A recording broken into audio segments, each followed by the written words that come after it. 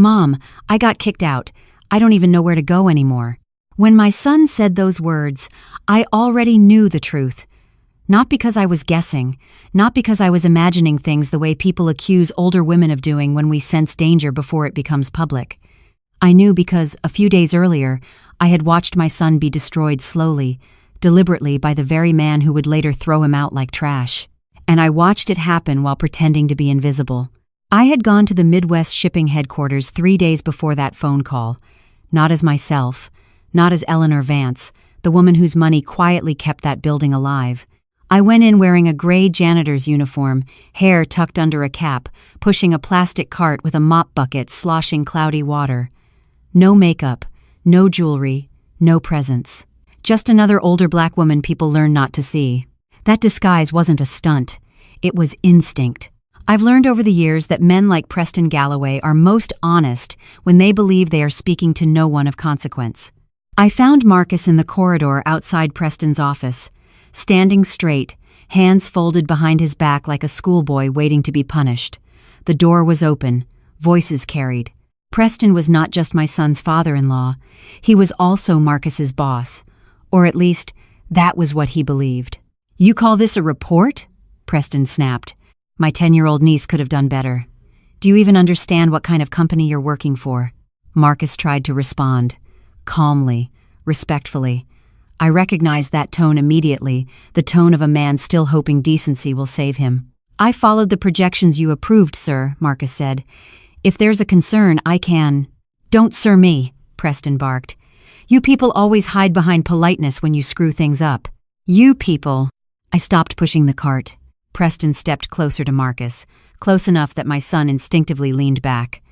"You don't belong here," Preston continued, lowering his voice into something sharper, more poisonous. "This is a legacy business. Optics matter. Blood matters. And frankly, your background, it shows." Marcus swallowed. "With respect, my performance numbers." "Enough!" Preston slammed a folder into Marcus's chest.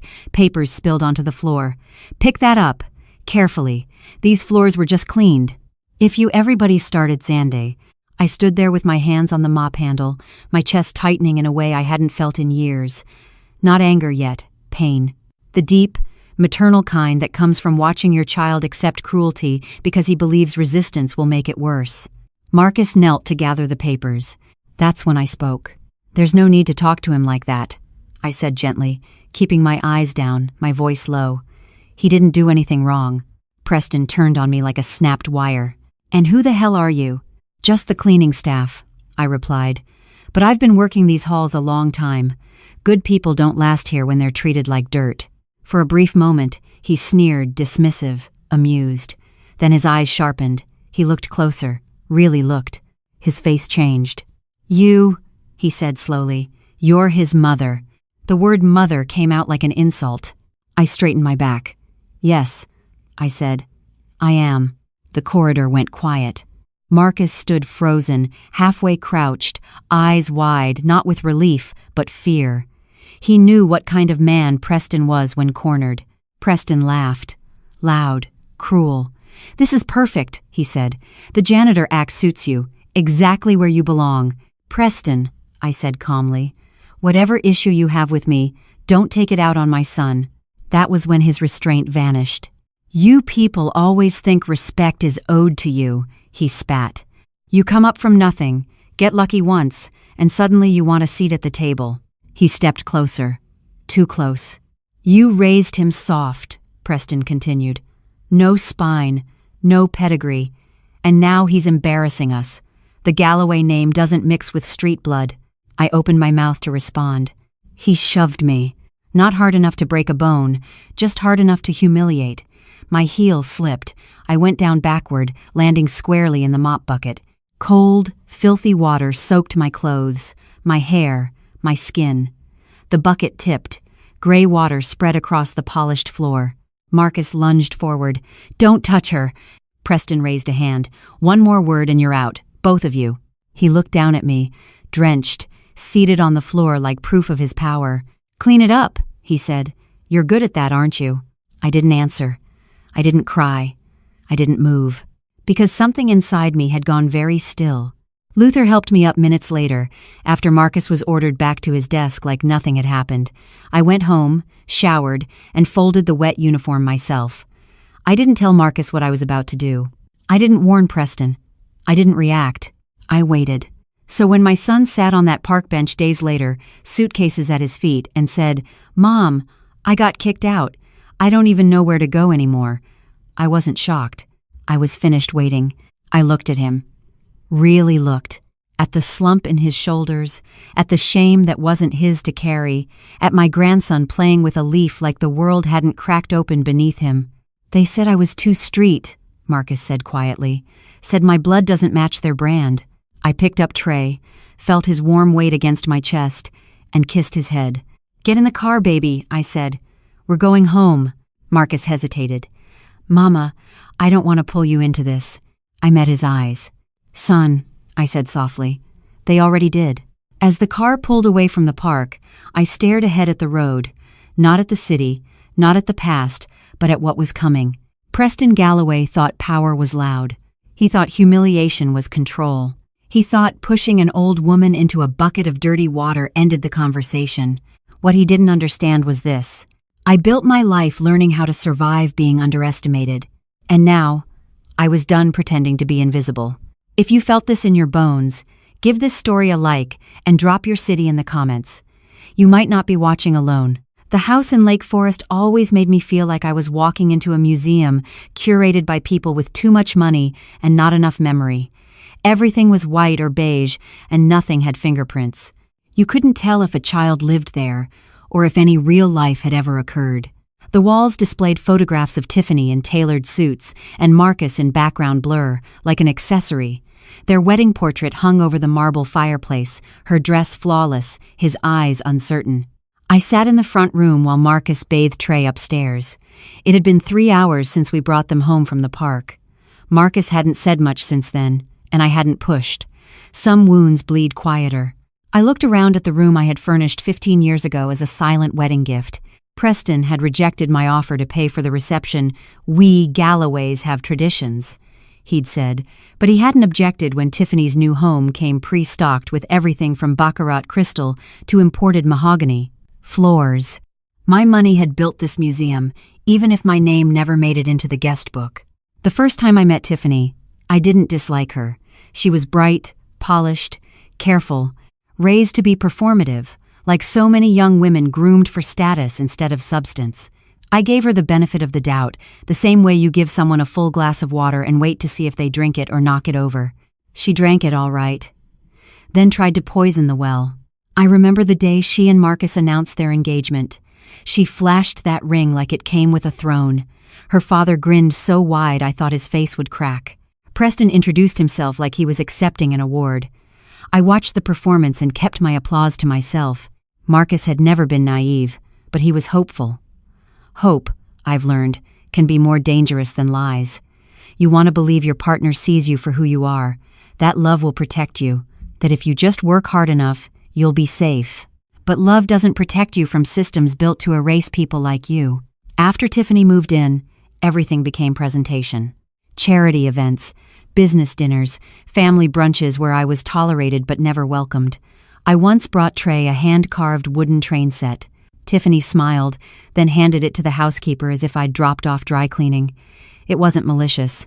It was worse, it was dismissive. She didn't want my presence. She wanted my silence. Marcus returned from upstairs, cradling a towel-wrapped Trey, whose hair smelled of lavender soap. He looked exhausted, but anchored. He sat beside me, shifting the toddler to his lap. "I forgot how small this place is," he muttered. I raised an eyebrow. The house was over 6,000 square feet. Small wasn't about size. Marcus looked around, eyes lingering on the portraits and vases. "Everything here's cold," he said. "Perfect, but cold." I watched his profile. He had his father's jaw, but my eyes. I saw myself in the way he held tension in his shoulders, in the way he cataloged each detail in the room as if mapping a battlefield. "You stayed because of Trey," I said. He nodded. I thought if I worked harder, if I just made it through the next promotion, or got the numbers up, or smiled more at her father's jokes. "You'd earn your place," I finished. He looked at me. Is that what you did? I paused. The truth wasn't simple. I had spent decades building a legacy I didn't wear in public. I owned companies that bore other men's names.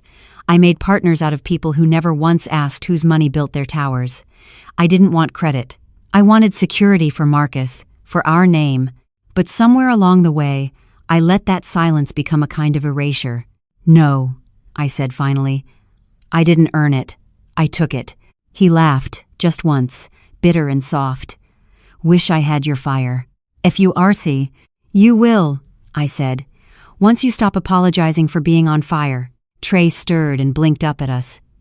Grandma, I'm hungry. I kissed his forehead. Let's fix that.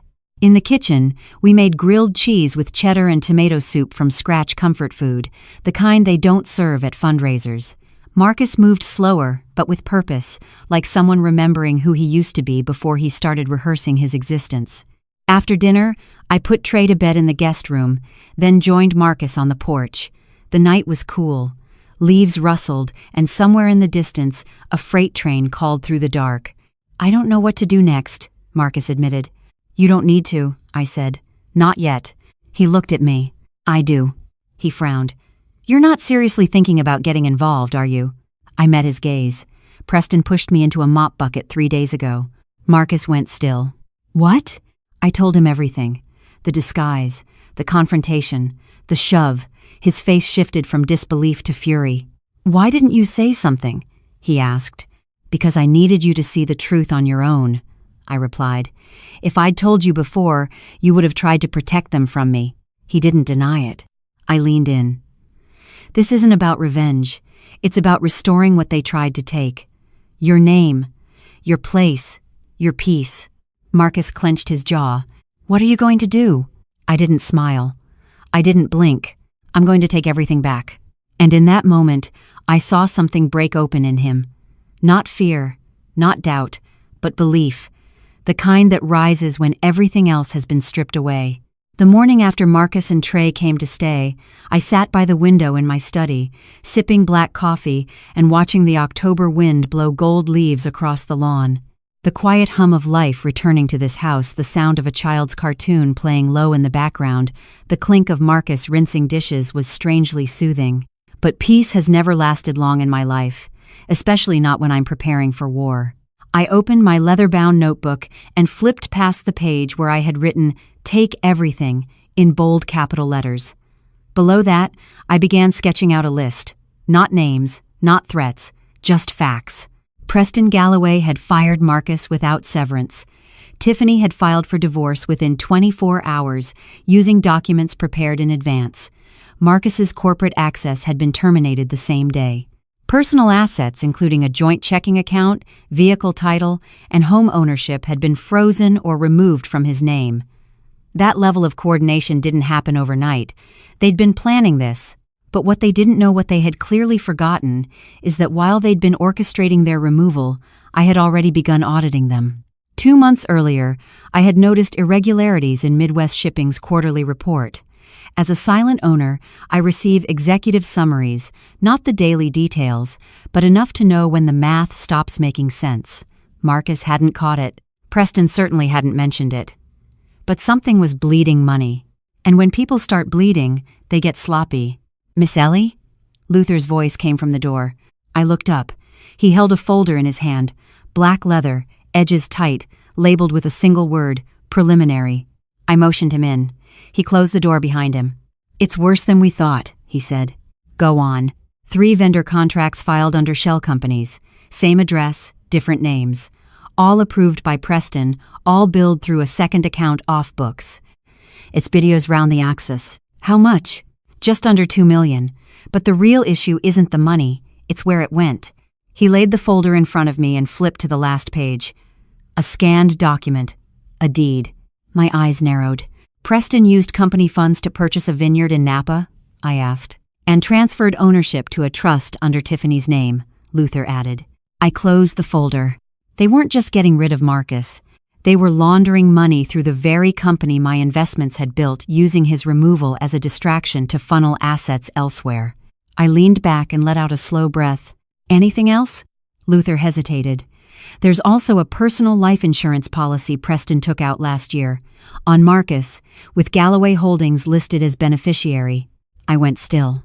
Excuse me? It's legal. Disgusting, but legal. I stood and walked to the window. Outside, Trey was throwing leaves in the air while Marcus sat beside him on the grass. His face looked lighter today, softer, like a man catching his breath for the first time in years. They were planning to break him, I said quietly, to ruin him, bury him in legal mess, then claim the moral high ground. Luther nodded. And profit off it. Not if I could help it. I turned back to my desk. I want every document traced, every wire transfer, every lawyer they've used in the last 6 months. Yes, ma'am.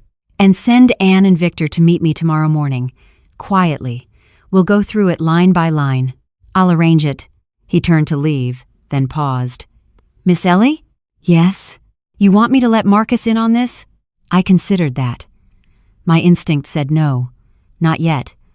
Marcus needed time to rebuild the part of himself that had been eroded by manipulation and control. He didn't need the burden of this war. Not now. This battle was mine. Not yet, I said. But soon. That afternoon, while Marcus napped on the couch with Trey on his chest, I made a quiet call to a longtime friend in the Federal Compliance Office. I asked for a meeting. No paper trail.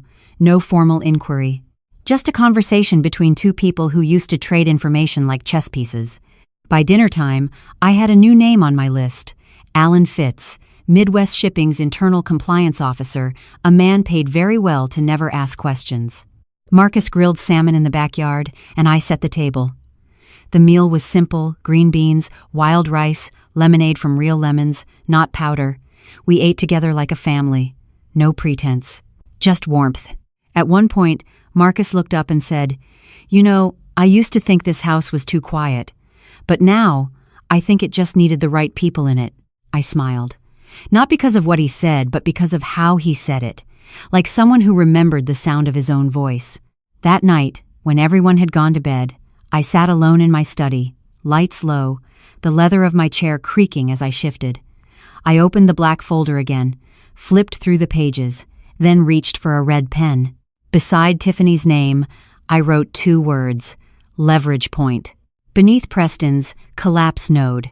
They thought they had removed a threat, but what they'd done was set fire to the bridge they used to cross into power. And I was standing on the other side, holding the blueprint for everything they'd stolen. By the 3rd morning, the house had settled into a rhythm that felt almost foreign to me. Trey woke at 6, demanded pancakes, then abandoned them halfway through to chase sunlight across the kitchen floor. Marcus moved more slowly now, but with intention, like a man relearning how to occupy space without apologizing for it. I watched all of it from the margins, saying little, listening carefully. Silence, when used correctly, reveals everything. At 9 sharp, my phone vibrated. No name, just a number I hadn't seen in years. I answered without greeting. "They've locked me out," the voice on the other end said. It wasn't Marcus. It was Alan Fitz, Midwest Shipping's compliance officer, the man paid to look the other way until today. "Locked you out how?" I asked. "Keycard, system access, everything." Preston called a temporary internal freeze. Temporary. A word men use when they want to sound reasonable while committing theft. "Where are you now?" I asked. "In my car. I didn't want to go home." "Good," I said. "Don't. Drive to the office anyway. Park. Wait." There was a pause. "Miss Vance. They're cleaning house." I smiled to myself. So are we.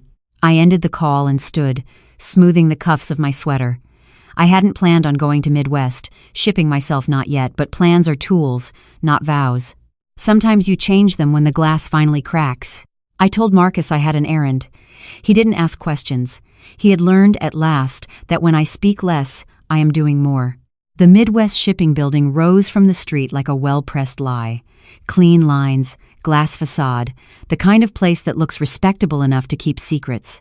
I parked across the street and sat for a moment, watching employees badge in with practiced ease. They didn't look worried. They rarely do until they should. Inside, the lobby smelled like lemon polish and money. A security guard glanced at me, then away.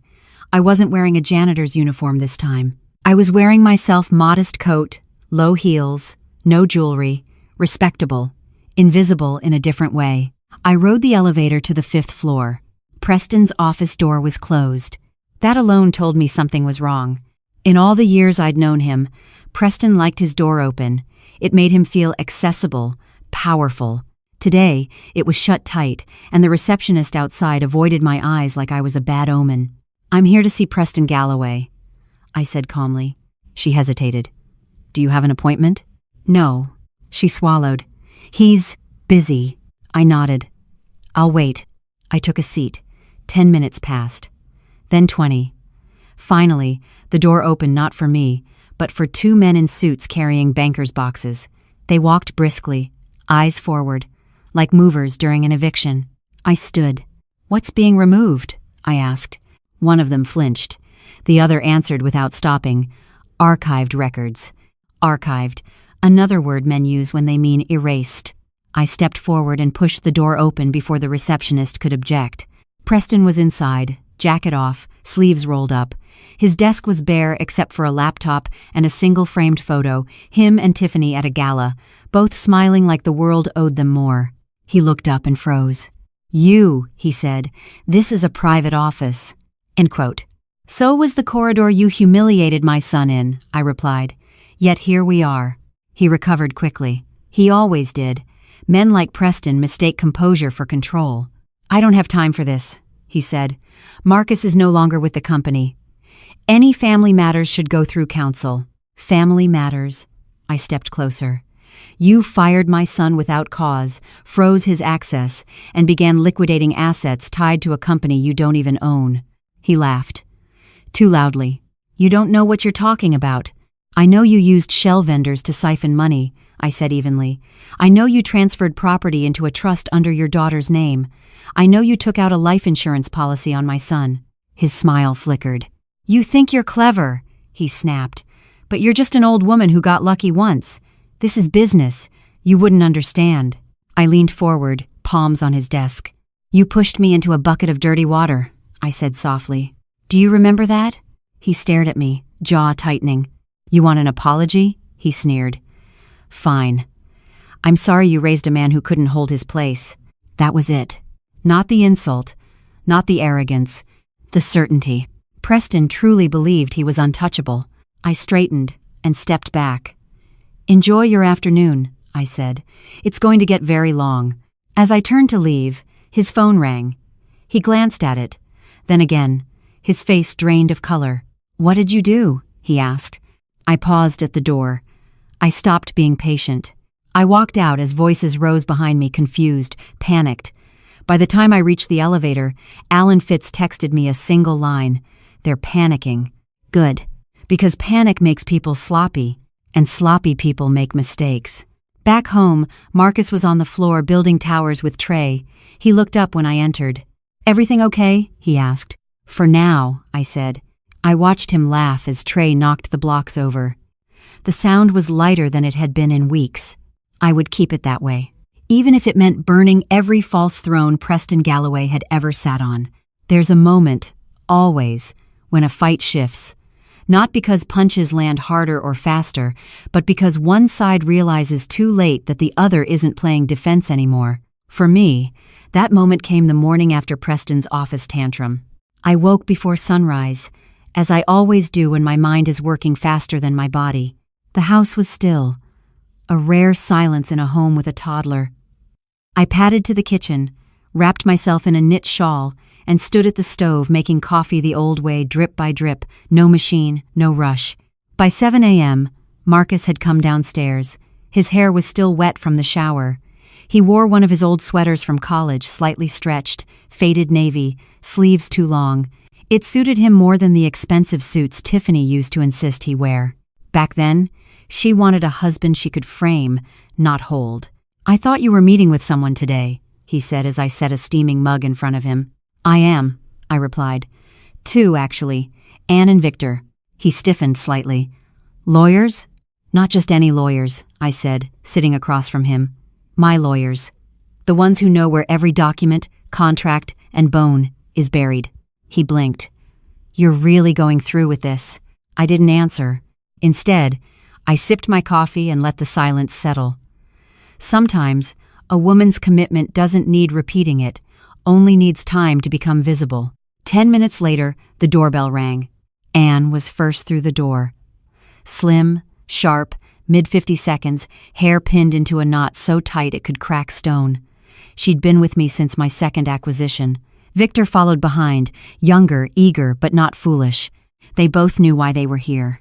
We met in the study, Trey settled in front of a cartoon, Marcus half listening from the hall. Anne pulled out her laptop. We've reviewed the preliminary audit and begun cross-referencing the shell companies. Victor added, several were registered to a Delaware address used frequently in offshore laundering. Preston's name is absent, but he authorized every transfer. That gives us leverage. I leaned forward. What about Tiffany? Anne hesitated. Most of the assets are in trusts linked to her. Passive involvement. But there's one thing. A video. Marcus stood straighter.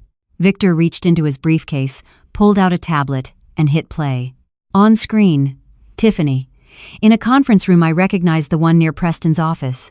She was laughing, talking to someone off camera. He actually thinks I'll fight for joint custody, she said, sipping a drink. Please. He can't even hold a job without my father saving him. Once we're done with him, he'll be lucky if he gets weekend visits. She laughed again. By the time we're finished, even his mama won't be able to help him. The video cut off. Marcus looked like he'd been shot in the chest. I didn't look at him. Not yet. I kept my gaze on the screen. Then I said quietly, send me the full file, unedited. Anne nodded. Already did. Victor leaned forward. There's more.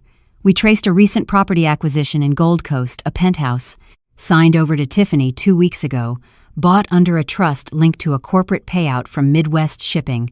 I smiled, tight and slow. They're moving fast. They think you're retreating, Anne said. They think wrong. Marcus finally spoke, his voice low, tight. How long have they been planning this? Victor glanced at Anne, then back at Marcus. Our best guess? A year, maybe more.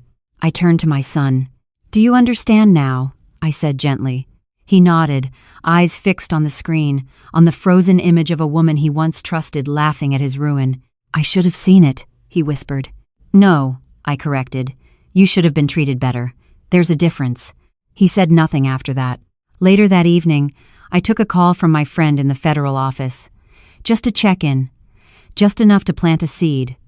Whistleblowers, I said softly, sometimes look like angry mothers. She laughed. Promised to keep an eye out. The turning point had arrived. Not with a bang, not with headlines, but with a quiet rearranging of facts, leverage, and belief. Before bed, I checked on Trey. He was sleeping on his side, one arm flung across the stuffed bear I gave him. His breath was steady, peaceful, unaware. I pulled his blanket higher and kissed his forehead. Then I walked into the hallway, leaned against the wall, and for a brief moment, I let myself feel it.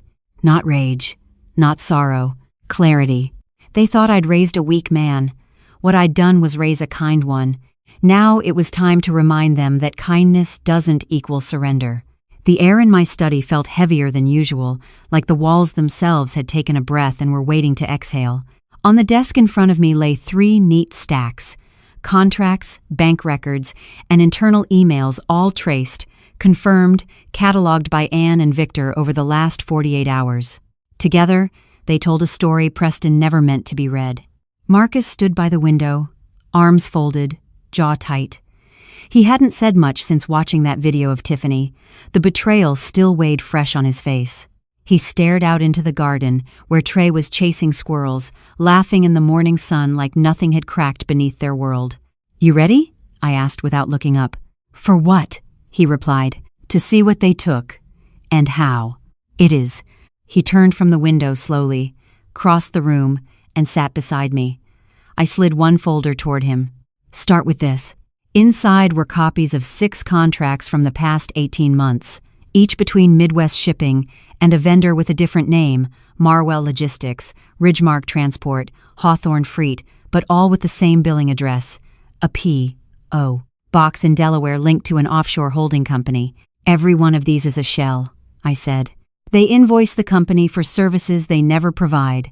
Payments go out, money comes back, rinsed and redirected. Clean, simple, greedy. "And no one caught it?"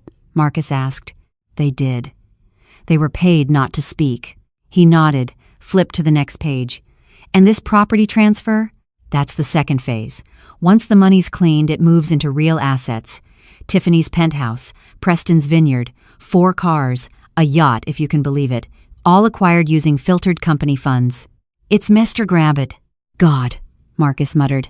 I handed him another file. "This one shows the timeline.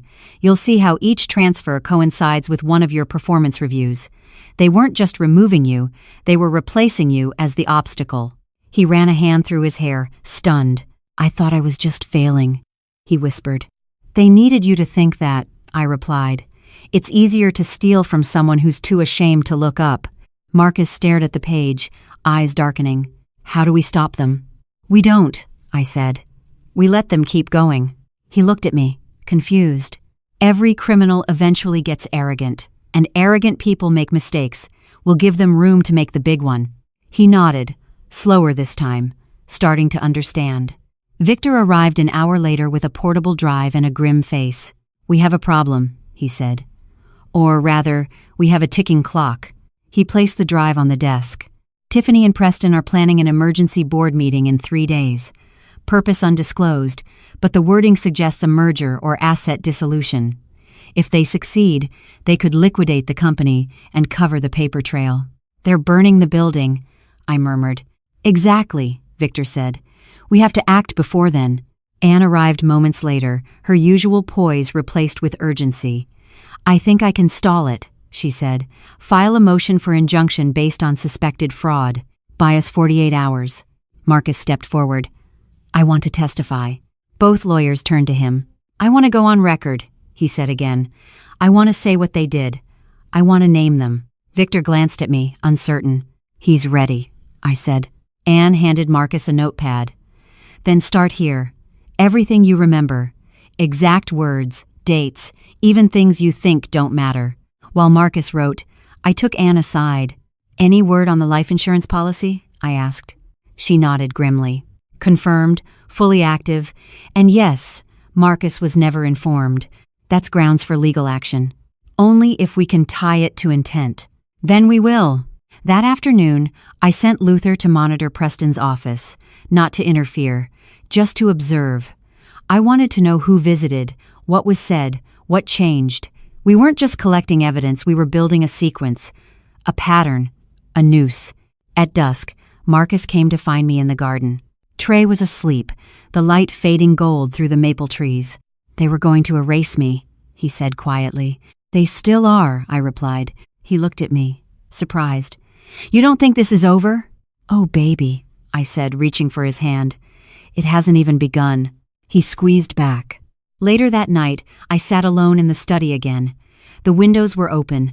Somewhere far off, a train groaned through the city. My notebook lay open beside me, a single line written in red ink beneath the day's notes. "They think we're scared. Let them." 3 days, that's how long we had before the board meeting. 48 hours, if Anne's injunction held. Time is elastic in war, it stretches and snaps, depending on who's losing. In our case, it was enough to squeeze the truth out of every rotten seam they'd hidden behind titles and tailored suits. At precisely 8 a.m., I received a call from Luther. "He's meeting someone at the South Loop apartment," he said. "Who?" I asked. "Can't confirm, but she's blonde, expensive coat, drove a leased Audi registered to Galloway Holdings. Tiffany." "Stay on them," I said. By noon, Anne had filed the injunction. By 1:30, a federal judge granted a temporary freeze on Midwest Shipping's major transactions, pending investigation. Victor practically danced in my kitchen when the notice came through. "We just bought ourselves 2 days," he said. "Then let's use them," I replied. Marcus was in the study, going over testimony notes with Anne. His confidence had begun to return not in swagger, but in stillness. He no longer flinched when Tiffany's name was mentioned, no longer carried shame in his posture. The betrayal hadn't disappeared, but it had settled into something usable. Resolve. That afternoon, Victor arrived with a red file folder, unlabeled, sealed, heavy. "What is that?" I asked. He set it down like it weighed 100 pounds. The dirt folder. I raised an eyebrow. Background checks. Every Galloway, every board member who's taken a bribe, every assistant who's buried an email. We shook the tree. And what fell out? Victor opened the folder. Preston Galloway had a college-aged son from a previous marriage, one he never claimed publicly. The boy had been arrested twice for possession, charges dismissed under suspicious circumstances. There were financial ties to a consulting firm run out of Miami that doubled as a front for laundering campaign donations. Tiffany had her own pile. Fraudulent real estate applications, payments to a discreet plastic surgeon during her marriage, and a set of emails between her and a divorce attorney dated back almost 2 years long before Marcus ever failed. I skimmed, unimpressed. Personal dirt doesn't win public battles, I said. Victor turned the page. Which is why we found this. I thank you for watching. He slid a USB across the table. What's on it? A conversation recorded by Alan Fitz. 4 months ago. Preston and Tiffany, discussing Marcus's exit strategy. I plugged it into my laptop and hit play. Preston's voice first. Arrogant. Drunk on control. We'll ease him out. Document underperformance. Manufacture a security breach if necessary. Once he's out, shift blame. She'll file for divorce. We'll own the narrative. Then Tiffany. Can we make sure he's too broke to fight back? Last thing I need is him crawling back to his mother. Laughter. Then silence. Then Preston again. She won't interfere. She's old. She wants peace. I hit pause. Victor cleared his throat. There's more. I've heard enough. I turned to Anne. We have legal cause? Strong. Especially with the injunction in place. This isn't just mismanagement. This is organized fraud. Good, I said, because now we're going public. I failed. Marcus entered just as I finished speaking. He looked between us. Public? I nodded. You'll testify. We'll leak the appropriate documents to the right eyes. Press, compliance officers, federal agencies. But it won't come from you or me. It'll come from someone who looks like they believed in Preston. Victor grinned. We've got a name. Kendall Myers, he said. VP of Operations. 20 years under Preston. She's loyal, but more than that, she's scared. She should be, I said. Anne handed Marcus a fresh statement draft. Once you sign this, we can move forward. He hesitated for only a second, then picked up the pen. Let them come, he said. That night, I stood in the backyard alone, watching the sky turn from steel to lavender. My hands were in my pockets. The wind smelled like rain and wood smoke. They thought I would crumble quietly. They thought age meant retreat. But I didn't come from softness. I came from grandmothers who fed families on minimum wage and fathers who prayed with calloused hands. I came from silence sharpened into strategy. And they had pushed the wrong woman 1 inch too far. The dirt was in our hands now, and I planned to bury them with it. The morning we uncovered the license transfer, I was sitting with Trey at the kitchen table, helping him color inside the lines of a superhero activity book. The world to him was still simple good guys, bad guys, a cape, a smile. I envied that simplicity for exactly 2 seconds before the weight of the real world tapped me on the shoulder. Luther stepped in from the hallway, holding his phone like it had burned him. Miss Ellie, you're going to want to hear this, he said. He handed it over, and on the screen was an email. The subject line, Urgent, Federal License Transfer Inquiry. My stomach sank before I opened it. The message was from a contact in the Department of Transportation, someone I'd known since the early days of building my first freight line. He was discreet and loyal, which meant his warning carried weight. According to their records, Preston had submitted paperwork to transfer Midwest Shipping's Federal International Shipping License, the very backbone of the company's legitimacy, to a new holding company named Valor Path Logistics. Valor Path. I didn't recognize the name, but I didn't have to. The address on the application matched the penthouse Tiffany now owned. I handed the phone back to Luther. They're stripping it, I said. Not just money, not just Marcus. They're trying to dismantle the skeleton itself. Luther's face hardened. That license is in your name. I nodded. And they're trying to move it without notifying the actual owner. By 9:0 a.m., Anne and Victor were in the study, surrounded by files, laptops, and enough legal muscle to choke a judge. This is criminal, Anne said after reviewing the document. Unauthorized transfer of a federally regulated license. This isn't just unethical, it's indictable. Victor chimed in. If the transfer had gone through, ValorPath would have become the legal operator of all Midwest international shipping, customs, tariffs, trade routes, everything. And they're listing Tiffany as executive director. Marcus sat at the far end of the room, arms crossed, expression unreadable.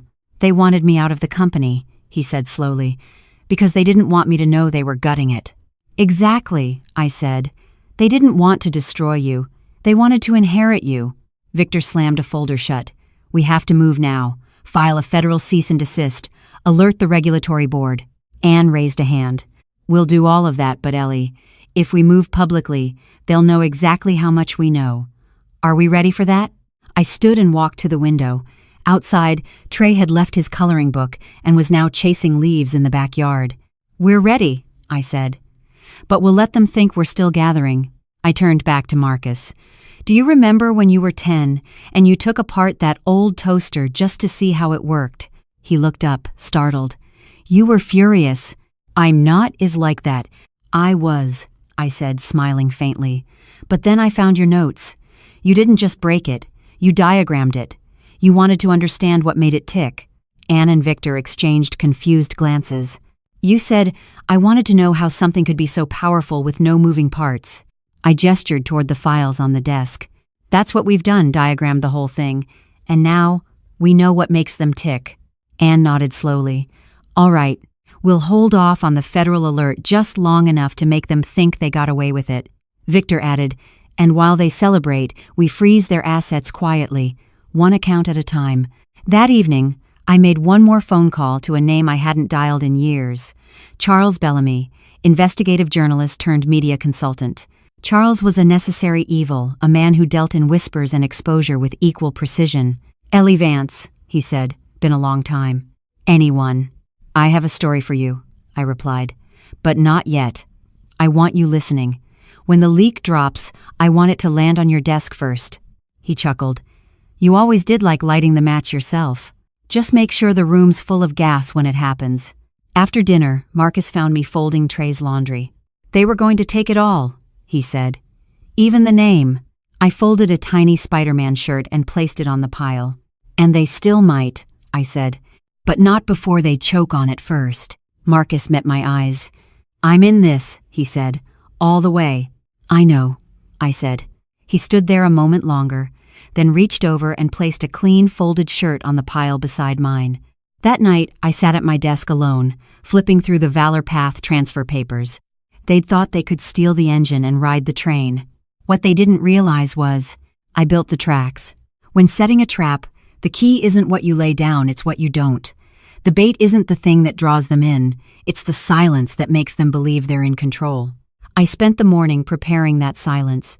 Anne drafted a memo from a fabricated law firm posing as a third-party investor, showing interest in acquiring a portion of Midwest Shipping's remaining domestic assets. It looked legit enough to be a real offer, but vague enough to keep Preston curious. Victor scheduled a courier to deliver it straight to Preston's office, just before lunch. They'll think it's bait, he said. I shook my head. No, they'll think it's validation. Preston's ego wasn't fueled by wealth. It was fueled by attention, by the illusion that someone still believed in his value. This memo would give him a reason to let his guard down, to make one final, desperate play. By jeden, 15 PM. Luther confirmed. Preston had forwarded the memo to Tiffany with the message, We're almost there. One more move. Exactly what I needed. The trap was never going to be financial. It was going to be personal. That afternoon, I called Tiffany. She didn't answer. I tried again, this time from a blocked number. She picked up on the second ring. This is Tiffany. Hello, sweetheart, I said smoothly. There was a pause. Then, a sneer I could hear through the phone. What do you want, Eleanor? I want to make you an offer. You think I'd take anything from you? I think you'll take this one. Silence. Meet me, I continued. Just the two of us. 1 hour. Public place. She scoffed. Why? So you can cry in front of me? Beg me to take Marcus back? That stung more than I expected, but I didn't show it. No, I said calmly. I want to give you the penthouse. Another pause. A long one. What? You heard me. Sign it over to your name free and clear. No trust, no games, yours. What's the catch? Just a conversation, that's all. You'll leave with keys. No lawyers, no press. Just us. She laughed. This is pathetic. Then humor me. 10 seconds of silence. Then, where? I told her the cafe. The one on Randolph Street. Neutral ground, crowded enough to prevent a scene, private enough to record one. Victor and Anne set up everything. A recording device embedded in the leather purse I carried.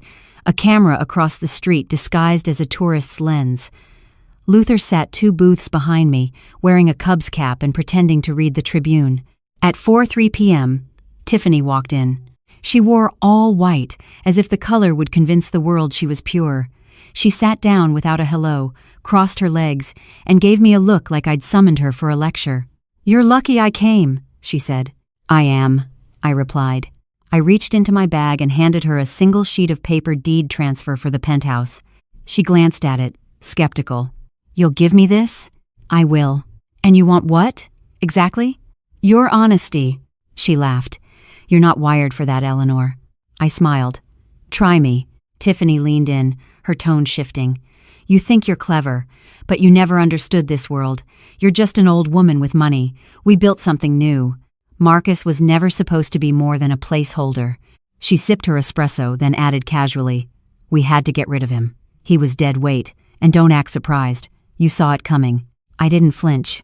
"I didn't see you," I replied. She smiled, slow and vicious. "That's because you never looked. You thought your son married up. But the truth? He was always on borrowed time." "Borrowed from whom?" She didn't answer. Instead, she reached into her purse and pulled out her sunglasses. "You'll send over the final paperwork?" she asked, already standing. "It'll be waiting when you get home," I said. She walked away like a woman who believed she'd won. As soon as she turned the corner, Luther stood, made a quiet signal, and within minutes, the footage was already backed up in 3 locations. Back at the house, I played the tape for Marcus. He didn't speak for a full minute after it ended. She said, "I was never more than a placeholder," he finally whispered. "She was wrong," I said. "And now, the whole world will know it." Anne leaned forward. "With this, we can break her in court. Prove manipulation, fraud, malicious intent." Victor added, "And when paired with the license transfer and false shell vendors, it becomes a pattern, one they can't explain away." Marcus looked at me. "You're giving her the penthouse?" "I'm letting her believe she got it," I replied. "But the paperwork is void. What she's holding is a well-designed fake." He blinked. "You really are 5 steps ahead." "No," I said softly. "I'm exactly where a mother has to be." That night, I stood outside looking up at the stars. Tiffany thought she walked into a meeting of equals. She didn't realize she'd walked into the final act of a game she never learned to play. There's a certain satisfaction in reclaiming what was stolen from you, especially when the thief still thinks it's in their hands. The morning after my meeting with Tiffany, I sat in my sunroom with a steaming cup of cinnamon tea and the final contract for the acquisition of Midwest Shipping's outstanding debt. It was the kind of document that looked boring at first glance, pages of legalese, fine print, and clauses buried under neutral language, but every word was a lock, and I held every key. Marcus came in, holding Trey on his hip, still in pajamas. "He wants to wear his superhero cape to breakfast," he said. Trey nodded enthusiastically. "Let him," I replied with a smile. "He comes from a long line of quiet warriors." Marcus raised an eyebrow. "I thought you said I was too sensitive to play war." "I never said that," I corrected. "I said you needed to learn which wars were worth playing." End quote. We ate breakfast, pancakes with blueberries, scrambled eggs, orange juice from real oranges. I insisted on cooking. Ritual matters, especially when your days are otherwise filled with lawsuits and betrayal. At 9 a.m., Victor and Anne arrived with a briefcase and a list of bank codes. Anne didn't sit. She paced something she only did when the stakes turned from high to historic. "It's done," she said. "Every creditor who held a portion of Midwest's outstanding debt has been bought out. Quietly, anonymously. All of it now belongs to a holding company we control." Victor handed me the briefcase. "You're now the largest private creditor of Midwest Shipping." "And what does that mean exactly?" Marcus asked. It means, Anne said, that if Preston misses one more payment on any of his leveraged assets, we have legal right to repossess and liquidate. Marcus blinked. You own the debt? She owns him, Victor corrected. Every yacht, every office, every board seat. Preston's entire illusion of stability rests on money he doesn't know she controls. Anne continued, We've set the first payment due date for this Friday. There's no way he can cover it. His liquidity is gone. Once he defaults, we make our move. Marcus turned to me. And then what? I looked him square in the eye. Then we take everything. All they're fined. That afternoon, Luther drove me to one of Preston's downtown buildings, the flashy one with the brushed steel elevator and concierge desk that looked like a luxury hotel. I walked in without announcing myself. People still looked right past me, which worked in my favor. I rode to the 12th floor, stepped into the executive suite, and handed the front desk assistant a sealed envelope. Deliver this to Mr. Galloway. Personally. She blinked, nodded, and scurried off. Inside the envelope, a formal notice of debt assumption, signed and stamped, with my name on the last line. I wanted him to see it himself. I didn't stay to hear the fallout. I didn't need to. The storm would arrive exactly on time. Back at home, Marcus sat at the kitchen counter reviewing depositions with Anne. He won't go down easy, he said. No, she replied, but the harder he fights, the more public it gets, and that's exactly what we want. It's, Victor chimed in. Our whistleblower package is ready. When the default hits, we send it to 3 key places: federal regulators, the financial press, and the corporate ethics committee. I poured myself another cup of tea. Preston had built his kingdom on the assumption that no one would challenge him, that if he barked loud enough, no one would look too closely. But the louder a man barks, the easier he is to track. That night, just before bed, Marcus came into the living room with a strange expression on his face. You okay? I asked. He nodded slowly. Yeah, I can't believe you've been building this plan behind the scenes. The debt buyout, the fake investor memo, the trap with Tiffany. I met his gaze. This isn't the first time I've had to protect something that matters. He sat down beside me. Did you ever do this for Dad? I paused. Your father didn't want to be saved, I said softly. He wanted to be right. There's a difference. Marcus looked away, eyes damp but steady. I want to be better. You already are. I squeezed his hand. Preston taught you to doubt yourself. Tiffany taught you to feel small, but I'm going to teach you something else. What's that? How to make a man beg without ever raising your voice. The clock struck midnight. The briefcase sat by the door, waiting for the first tick of default.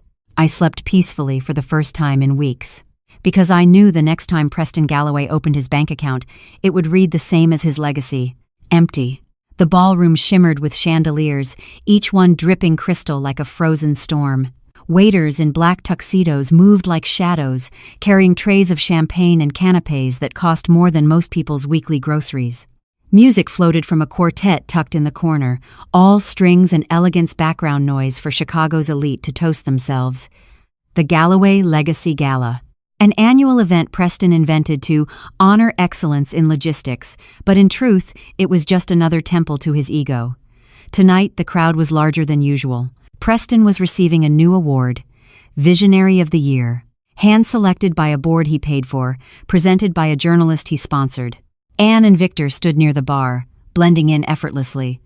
Luther monitored the periphery, earpiece in. Marcus was upstairs, watching a live feed from a private suite we'd reserved at the adjacent hotel. He didn't need to be in the room to make his presence felt. I stood near the entrance, draped in a navy gown with silver thread embroidered along the sleeves. I hadn't worn anything this formal in years, but tonight was a funeral for lies, for facades, for the illusion of Galloway power and funerals deserved formality. At 7:45, Preston entered. He wore arrogance like cologne. Tiffany clung to his arm in a silver dress 2 sizes too tight, smiling like a woman who still thought the cameras were on her side. He shook hands, posed for pictures, and gave a pre-written speech about resilience in global markets. He didn't see me. Not yet. By 8:15, the award presentation began. The MC, a middle-aged man with an anchorman voice, stepped onto the stage and tapped the mic. Ladies and gentlemen, tonight we honor a man whose innovation has reshaped logistics across the Midwest. Blah, blah, blah. Anne gave me the signal. I slipped away from the entrance and into the AV control room where Victor sat in front of a screen, his finger hovering over a small silver button. "Ready?" he asked. I nodded. Downstairs, the lights dimmed. Preston stepped onto the stage, holding out his hands like a preacher receiving applause. That's when Victor pressed play. "And escortetsgebild kommandant, and escortetsgebild of dazing the mated." The screen behind Preston flickered once, then lit up. Not with the award reel, but with Tiffany's voice. We had to get rid of him. He was dead weight. The ballroom went silent. "He can't even hold a job without my father saving him."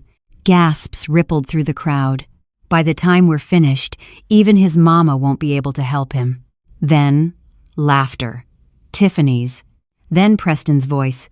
"She won't interfere. She's old. She wants peace." On screen, Tiffany sipped her espresso. "We'll own the narrative." Then silence. Dead, weighted silence. Preston turned, slowly, realizing what was playing behind him. His smile fell. Tiffany's face went pale. Whispers began. Then murmurs. Then the unmistakable rustle of people reaching for their phones. Victor leaned into the mic and addressed the ballroom, voice even and cool. "Ladies and gentlemen, this footage was obtained legally. Additional documents have been sent to federal agencies and the financial press. All proceedings tonight are being recorded and preserved." Preston tried to speak, tried to shout something, but the mic had already been cut. Security hired by us, not him, stepped onto the stage and gently but firmly took the award from his hands. Anne, downstairs now, moved to intercept the gala organizer. "You'll want to cancel the remainder of the evening, for your own liability," Tiffany screamed. She lunged at the AV table, but Luther caught her mid-step, intercepting like a shadow from the wall. She writhed, cursed, clawed. "You witch! You did this!" I stepped forward, calm as snowfall. "No," I said. "You did." Marcus appeared at the back of the ballroom. He walked slowly, deliberately, suit tailored, shoulders straight. People parted for him like they knew finally who he was. He stepped onto the stage beside his mother. Preston tried to speak, his lips trembling. "You don't have the right." "I have the debt," I interrupted. "I have the recordings. I have the proof. You gave me every right." Marcus stood silently, then took the microphone. "This company was built on the backs of good people," he said, his voice firm. "People you tried to erase. My name was never your property to sell." Someone clapped. Then another. Then more. It wasn't loud, but it was real. The Galloways had been exposed, not in courtrooms, but under chandeliers. Not with whispers, but on screens and speeches. By 9 p.m., the ballroom had emptied. By 9:15, news alerts were popping up online. By 9:30, Preston Galloway had become a trending topic for all the wrong reasons. That night, back in the suite, Marcus sat beside me, glass of water in hand, staring at the skyline. "Did you ever think we'd get here?" he asked. I looked out at the city I'd helped build, the silence I'd wielded like a scalpel. "Yes," I said, because I never stopped walking toward it. The morning after the gala, the city buzzed like a hive that had been kicked open. News anchors tripped over their words trying to summarize what happened. Headlines spread like wildfire. Galloway legacy, exposed in Live Gala leak, power couple's private plot goes public, shipping empire sinks in scandal. Tiffany's face was frozen in mid-smirk on every major channel. Preston's, red and shocked, stared blankly into the lens of public disgrace. I watched it all from the comfort of my breakfast table, sipping my tea with steady hands. Marcus entered, phone in hand, scrolling through article after article. "It's everywhere," he said. Even Trey's daycare teacher asked if I was that Marcus. I raised an eyebrow. "And what did you say?" I said yes, he replied, and I said I'm doing just fine. That was new. He sat beside me and placed his phone down. "They're done, aren't they?" "Almost," I said. The public fallout was one thing. Legal consequences were another. Victor and Anne arrived before 9. Both carried laptops, files, and the kind of expression professionals wear when the job is almost over but the final nail still needs hammering. "The financial regulators have issued a formal investigation," Victor said. "They're freezing Preston's personal accounts as we speak." Anne added, "The licensing board has nullified the Valor Path transfer. You retain full control of the original operating license." End quote. "Any movement from the Galloways?" I asked. "Preston's in hiding," Victor said. "Tiffany's posting old photos on Instagram like it didn't happen." Marcus laughed dryly. Denial. The last refuge of people who never had to earn their lives. We began organizing the next steps, distributing the collected evidence to the press, scheduling formal depositions, alerting other board members who were ready to jump ship and align with Marcus. Around noon, the doorbell rang. Luther answered. It was a courier. No signature required. Inside the envelope, a single USB and a handwritten note. "You may think you've won, but there's always another secret. No name, no return address." Anne scanned the USB immediately. What we saw made my stomach twist. Surveillance footage private, likely from a personal security system. It showed Marcus, 3 years ago, entering a bar, alone, visibly upset. Later, a woman approached him. They talked, sat together, laughed. At the end of the night, he walked her to a cab. Nothing more. But in the wrong hands, it could be twisted. Marcus leaned forward, stunned. "I didn't do anything wrong." I believed him. "That doesn't matter," Anne said. "What matters is who leaked it, and why now." "They're playing defense," I said, trying to change the narrative. Victor added, "Desperation makes people stupid. This kind of leak won't work, especially not now." But I knew better. I'd lived long enough to understand how easily the world turns on a man when the first stone's been cast, even if the second is made of dust. We called Charles Bellamy, the journalist. "This footage is coming," I said. "Spin it before they can." He understood immediately. "We run the angle on weaponized surveillance, tie it into the narrative of abusive control and reputation manipulation. Flip it." He did. Beichteri, 0 p.m. A new story was trending. After scandal, Galloway allies try to weaponize private moments, but the public sees through it. Marcus sat beside me, silent. "You okay?" I asked. He looked at me. "They're still trying to bury me." I reached for his hand. "Let them dig. All they're doing is making room for their own fall." That night, the city skyline glowed through the windows. Trey was asleep. The house felt calm, not safe, not finished, but no longer under siege. Marcus stood by the window. "I think I'm ready," he said. "For what?" I asked. "To stop being angry and start rebuilding." I walked over to him, placed a hand on his shoulder. "You're not broken," I said. "You were forged." He nodded slowly. In the corner of the room, the TV played another segment about the scandal. This time, the anchor said something that made me pause. "Sometimes, it takes a leak to see clearly." I smiled, because yes, it did. And now, we weren't just surviving the fallout. We were building from it. The letter arrived on a Tuesday. It was postmarked from Florida, odd, since Preston's entire world had revolved around Chicago. I recognized the handwriting before I even opened the envelope. It belonged to Charles Galloway, Preston's estranged older brother. We hadn't spoken in over 2 decades. Inside was a single-page note, handwritten, elegant. "Eleanor, I've heard what happened. I'm sorry. I warned him long ago, build a kingdom out of mirrors, and it'll break the moment someone throws a stone. I never thought it'd be you holding the rock, but I'm glad. There's something you should know. When our father passed, he left behind a second will sealed legal but never filed. Preston convinced the executor to bury it.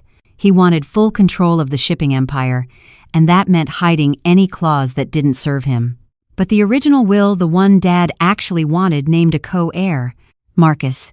Enclosed, you'll find a notarized copy. Do what you must, Charles." I read the letter twice, then once more. Marcus entered the room, coffee mug in hand. "Mom?" I handed him the paper, then the copy of the will. He scanned it quickly, eyebrows furrowing. "Is this real?" "As real as the lie they built their empire on," I said. Victor and Anne arrived within the hour, called in without explanation. I showed them the documents. Anne studied the will like a surgeon reading an X-ray. "This changes everything," she said. "It doesn't undo what they did," Marcus replied. "No," I said, "but it gives us one final hammer to swing." We confirmed its validity by mid-afternoon. The copy Charles had sent matched court filing protocols from 30 years ago, right down to the watermark and the witness signatures. Preston had committed fraud not just in business, but in family inheritance law. Victor leaned back, whistling. He really buried his own brother and son to sit in a chair that was never meant to be his alone. Anne tapped her pen. This isn't just leverage, it's precedent. We can demand a retroactive review of all company decisions made under fraudulent sole ownership. If we push this into court— We don't, I interrupted. They looked at me. We don't go to court, I repeated. We go to the board. Preston still held a sliver of support on the company board, those loyal by fear, habit, or payout. But once they saw a legal will showing Marcus was a rightful co-owner since age 21, they'd fold like paper. Call an emergency board meeting, I said. That night, Marcus sat beside me on the porch swing, holding the will in both hands. He kept this from me, he said. My whole life. He kept it from everyone, I replied. He looked at me, eyes distant. Why didn't I see it sooner? Because you loved him. And love is a kind of blindness. He nodded slowly. Not anymore. That's come. I placed a hand on his. This isn't just about justice, I said. It's about legacy, about putting your name where it was always meant to be. We sent formal notice to the board the next morning. Within 48 hours, 8 of the 11 members had confirmed attendance. 2 sent vague refusals. 1 tried to delay. Anne shut that down with a single email, quoting shareholder rights and inheritance law. By Friday, we were in the conference room of a private law firm downtown, sunlight slanting through the floor-to-ceiling windows, the city sprawling below us like a chessboard we now controlled. Preston entered last. He looked tired, less a king, more a man dragging the weight of his own lies. Tiffany wasn't with him. He took his seat at the end of the table, eyes scanning the room until they landed on me. You're relentless, he muttered. No, I replied. I'm thorough. Explained it. Anne opened the meeting with legal citations. Victor handed out copies of the original will. Murmurs turned to audible tension. The board members looked at each other, then at Preston. He tried to speak, but I raised a hand. You hid a legal document. You erased your own family. You manipulated your son, stole from shareholders, and built your legacy on a lie. Preston stood, slamming a fist on the table. I built this company. No, Marcus said, his voice steady. You stole it, and now I'm taking it back. The room went still. Anne turned to the board. We request a formal vote of no confidence, immediate transfer of CEO designation to Marcus Vance, in accordance with the corrected will. One by one, hands rose. Preston watched, helpless. 8 out of 11. Done. He left without a word. Marcus sat in the chair his father had once used to dominate. And didn't say a thing. Not at first.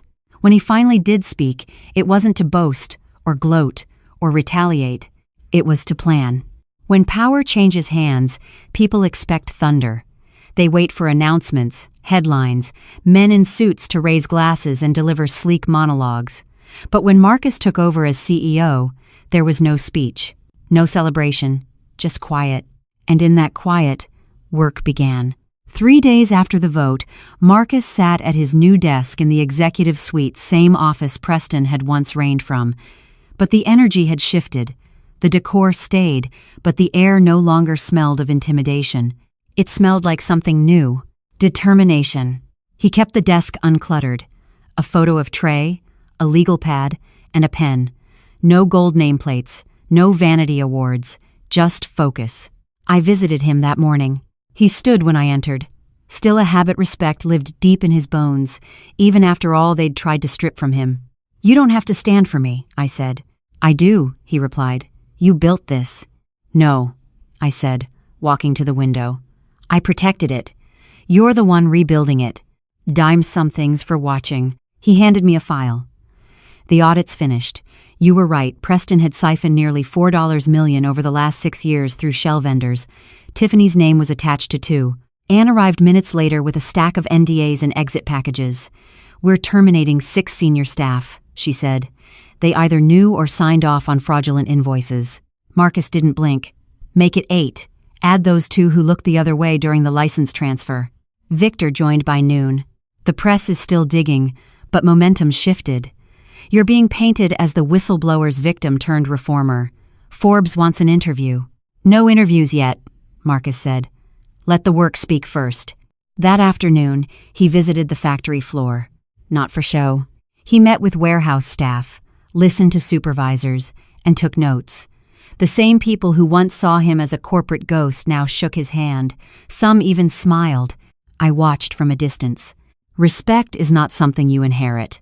It's something you earn day by day, face by face. That night, back at home, I cooked. The kind of meal that takes hours.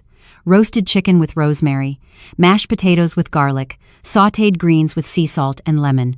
Food that hugs you back. Trey helped mash the potatoes. Marcus set the table. Anne stayed late to work, but Victor came by with a bottle of red wine and stories from his days as a junior partner that made Trey laugh so hard he spilled water on the floor. We ate. We exhaled. For a moment, the war felt far away. Later, as I dried the dishes, Marcus approached me, holding a folder. I want to show you something, he said. Inside, a new company charter, clean, transparent, with policies protecting whistleblowers, staff equity plans, and a reinvestment program for local community freight partnerships. You're rewriting everything, I said, flipping through it. I have to, he said. Not just for the company, for the people, for Trey. I looked up at him. You're building something that'll outlast all of us. He smiled.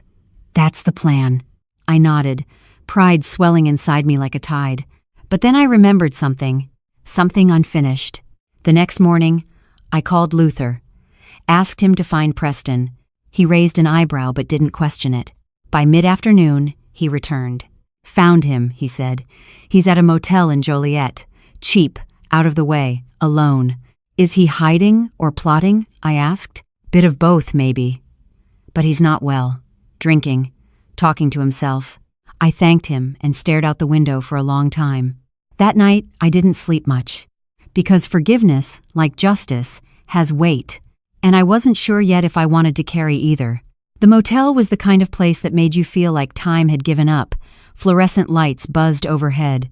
The parking lot was cracked and uneven. A neon sign blinked intermittently, the V in vacancy, flickering like it couldn't decide whether to stay or go. I parked 2 spaces away from Preston's rusted sedan, unwashed, forgotten, as if it had been sitting in the same spot for days. I stared at it for a long moment, gripping the steering wheel, asking myself what I expected to find behind that door.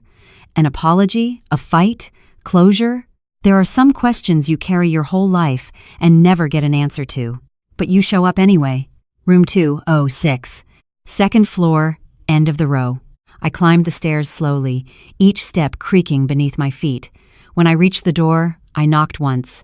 No answer. Twice. Still nothing. I was about to turn away when I heard the sound barely a shuffle, like someone moving through thick air.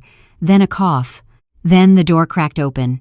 Preston stood in the doorway, wearing the same shirt I'd last seen him in at the gala, now wrinkled and stained. His face was hollow, his eyes sunken, rimmed with red. He blinked at me. "What do you want?" "I came to see you." He looked me over, suspicious. "To gloat?" "No," I said. "To understand." He stepped back, leaving the door ajar. I entered. The room smelled of stale whiskey and old air conditioning. Empty bottles lined the nightstand. A television buzzed static in the background. His suitcase lay open on the bed, contents barely touched. "You've been here long?" I asked. He shrugged, collapsed into the desk chair. "Long enough to watch my name get gutted on every channel." I didn't sit. "I read the will," I said. He flinched slightly, then laughed a bitter, dry sound. "Of course you did." Charles finally grew a spine. "You knew what it said." "I did." "And you hid it." "I did." Silence settled like dust between us. "Why?" I asked. "Why go so far just to keep Marcus out?" Preston looked up at me, eyes glassy. "Because he was better than me. Always. Even as a boy." "That's not a reason," I said quietly. "It is to a man who spent his life pretending he earned everything." I exhaled. "You didn't have to pretend. You could have shared it, built it together." "And her." He shook his head. "You think I didn't try? I gave him a job, a seat, a path." "You gave him a leash," I said. not a legacy. He rubbed his face with both hands, then whispered, "He'll never forgive me." "That's not your choice to make." He looked up at me. "And you? Will you?" I stared at him, saw the man he used to be: charming, ambitious, dangerous, and the man he'd become: brittle, haunted, small. "No," I said, softly but firmly. "But I'm done hating you." He nodded. A single tear slipped down his cheek. He didn't wipe it. I turned to leave. At the door, he spoke again. "You win, Eleanor."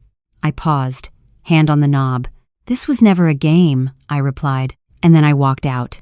Back at home, Marcus was reading to Trey some children's book about brave animals and bedtime heroes.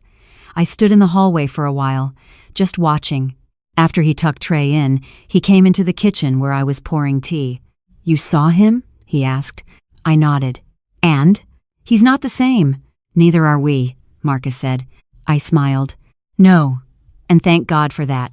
We sat in silence, sipping tea, not grieving, not rejoicing, just existing, together. The envelope arrived in the mail, no return address, no stamp, just slid under the door sometime before sunrise. I found it resting on the entryway rug when I went to feed the birds outside. Inside was a single sheet of heavy cream stationery, folded once, crisp. It wasn't signed, but I knew the handwriting. For Trey. From someone who lost too many chances to say, "I'm sorry." Buy him something that lets him fly.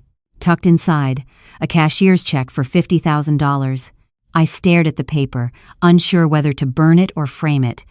Instead, I placed it in a drawer and poured myself a cup of tea. I waited until Marcus returned from the morning board meeting to show him. He looked at the check, then the note, then me. "He wrote this?" I nodded. He didn't say anything at first. Just held the paper between his fingers, like it might dissolve. "What do we do with it?" he finally asked. "That's up to you," I said. He stood, walked over to the window. Trey was in the backyard, trying to fly a paper airplane he'd made the night before. It barely made it 3 feet before spiraling into the grass. "I think I'll buy him flying lessons," Marcus said softly. "Real ones, planes, skies." I smiled. "Then that's what we'll do." End quote. That afternoon, the company officially unveiled its new community initiative, Vance Vessels, a shipping partnership that offered small business grants, local employment programs, and mentorship for young professionals in logistics. Marcus stood at the podium, wearing a navy suit, no tie, confident, calm. He spoke clearly, from the heart. "We were once a family-run company. Somewhere along the way we lost sight of the word family. We're bringing it back." The crowd applauded, even the skeptics. Afterward, I wandered the floor, shaking hands with old employees and new ones. I saw people who used to avoid my gaze now stop me just to say, "Thank you," not for revenge, but for rebuilding. Victor found me near the elevators. "You did it," he said. "No," I replied. "He did," Victor smiled. "Maybe, but he wouldn't have gotten the chance without the storm you carried." Anne joined us a few minutes later. "Board wants to offer you a position, Emeritus Advisor. Lifetime vote, no meetings required." "I'll think about it," I said. "Will you?" she teased. "Not a chance." That night, Marcus cooked dinner his version of cooking, which mostly meant takeout on real plates. We ate together on the patio, under string lights Luther had hung earlier that week. Trey was busy drawing spaceships at the end of the table. "Are you happy?" I asked Marcus gently. He looked at his son, then at me. "Yes," he said, "but more than that, I'm proud. It's constant." I reached across the table and squeezed his hand. "I never wanted revenge," I told him. "Just restoration." "You got it." "No," I corrected. "We got it." Later that night, as I folded laundry, I found a tiny scrap of paper tucked in Trey's pocket.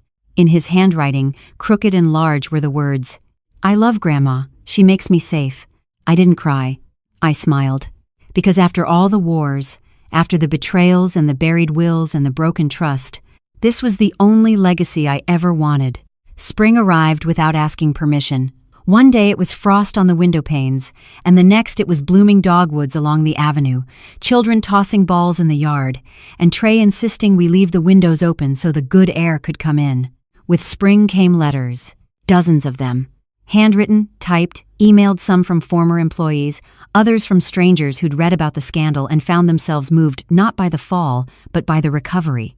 A woman from Indiana wrote, "My father lost his pension to people like Preston. Seeing your son take that seat back, that healed something in me I didn't know was broken." A young man from Texas wrote, "I didn't think anyone like me could ever lead a company like that, but now I think I'll try." Marcus read every one. He didn't respond to all, but he carried them with him, metaphorically and sometimes literally. I found a few folded neatly in his briefcase, between investor reports and budget revisions. "You're building more than a company," I told him one evening. "You're building belief." He smiled. "That was always your gift, Mom. I'm just borrowing it." That weekend, the board approved the final draft of the rebranding initiative. Midwest Shipping would keep its infrastructure, but the name Preston's name was being retired. We met at the office on a Sunday morning to finalize the presentation. Victor brought bagels, Anne brought champagne. Marcus brought Trey, who insisted on sitting at the head of the table and banging a toy truck like a gavel. Victor raised a toast. "To clean starts." Anne added, "To earned power." Marcus looked at me. "To family." We clinked glasses. Then he opened the file on the screen. The new name glowed in deep blue font. Treyline Freet. A hush fell over the room. I blinked once, twice. Marcus turned toward me. "He's the reason I fought. You're the reason I won. But this is what we're leaving behind." My throat caught. Treyline. Not after a man who tried to erase his own blood, but after a boy who reminded us that love, when protected, can outlive shame. I nodded, unable to speak.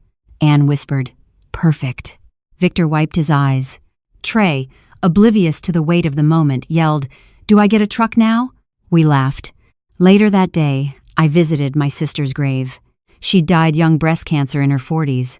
Never had children, never saw Marcus grow. But I always felt she was watching, from somewhere just past the edges of logic and faith. I sat beside her headstone and told her the story. "All of it," I whispered. "From the first knock on my door to this morning's board vote." The wind picked up. A petal fell across my lap. I closed my eyes. There were no ghosts left in me. Only echoes I had turned into music. When I returned home, Marcus was on the floor with Trey, building a model train set.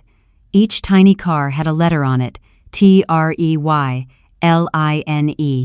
"Are you going to tell him what it means someday?" I asked. Marcus nodded. "When he's ready." Trey looked up. "Grandma, do you like my train?" I knelt beside him. "I love it, baby." And I meant it. Because for the first time in a long time, we weren't just surviving a storm. We were charting a course through it. Together. The last Sunday of May, I hosted dinner. Nothing fancy, just family, the way it used to be before everything cracked open. The table was old pine, stained in places, scarred in others like us. I kept it uncovered. Let the imperfections show. Anne arrived first, bearing a warm pie that smelled of cinnamon and bourbon. Victor came next, wearing a ridiculous floral shirt and carrying a bottle of wine no one could pronounce. Marcus and Trey were last, hand in hand, Marcus's tie already loosened, Trey wearing mismatched socks and a superhero Band-Aid on his forehead. No suits, no speeches, just food and laughter and the clatter of cutlery against real plates. We ate roast chicken and cornbread and collard greens soaked in garlic butter. Victor told a story about being stuck in a freight elevator with 2 nervous interns and a runaway pug. Anne, uncharacteristically, laughed so hard she snorted. Marcus added iced tea to her wine just to tease her. Trey made airplane noises and fed his green beans to the dog under the table. For once, we didn't talk about the company, or courtrooms, or scandal. We just were. After dinner, we moved to the porch. The sky burned pink and gold, the kind of sunset that makes you quiet without realizing it. Trey curled up beside me with a blanket and a book. Marcus sat on the swing, legs stretched, his head tilted toward the stars. Anne and Victor washed dishes without being asked. It felt full. And then Marcus spoke. I was going to sell it. The words were soft. I barely caught them. "After the scandal," he said. "Before you showed up, I was going to walk away. Take the payout Preston offered, and disappear." I didn't speak. I just waited. But when I saw you that night outside, soaking wet, with Trey on your hip and fire in your eyes, I realized something. He looked at me. You didn't come to save me. You came to remind me that I could save myself. I reached over, squeezed his hand. You were always going to find your way, I said. No, he whispered, but I was always going to follow your light. We sat in silence after that, just the creak of the swing, the soft hum of crickets. Eventually, Victor joined us, holding a glass of sweet tea, and said, "You know, this is the most boring success story I've ever seen." We all laughed, and it felt like the end, not of something bad, but of something closed. A book with all its pages written. That night, after everyone left, I cleaned the table alone. I moved slowly, deliberately. There was no rush, no urgency. Each plate was washed with the care you give to things you want to last. I dried them by hand, put them back in their places. The house was quiet, but not empty. Treyline was thriving. Marcus was healing. I was at peace. And somewhere, I think, Preston was remembering that silence too. Not the silence of failure, the silence of no longer being needed to fight. I poured myself a final cup of tea, sat by the window, and looked out at the dark. This story had started with a knock on my door and a broken sun. And it ended here, with a table, full. Life doesn't always give you justice when you ask for it, but sometimes it hands you the strength to fight for it yourself. This story isn't just about betrayal or revenge. It's about legacy, quiet resilience, and the love that refuses to give up even when bruised, even when ignored. Eleanor reminded us that dignity isn't restored in courtrooms, but around kitchen tables. And that sometimes the greatest act of power is staying.